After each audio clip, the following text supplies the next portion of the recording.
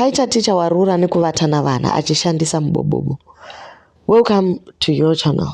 Mbuya maibenjwa nadzo dzinonaka dzinopisa dzichangoburwa mastori manyama. Please don't forget to like and subscribe.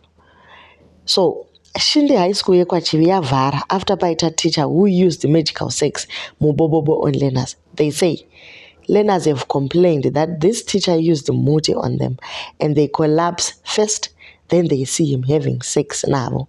So vanotanga vadona pasi, then they see his face last or they shout his name, vobva collapse iye obva arara navo.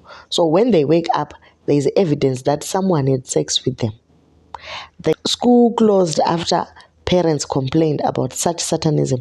At least 20 girls collapse every day. Every day. The teacher is under investigation and the school will only reopen after he leaves the school.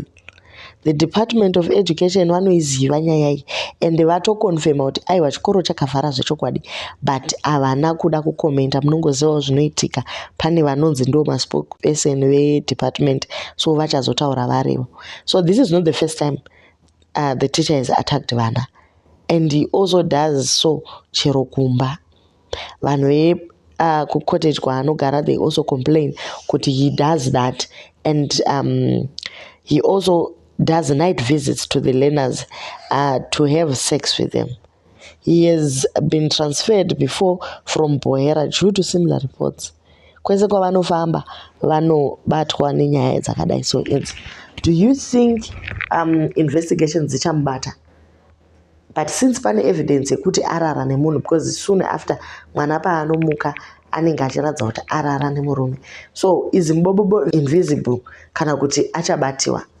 Please leave your comments down below and please don't forget to like and subscribe.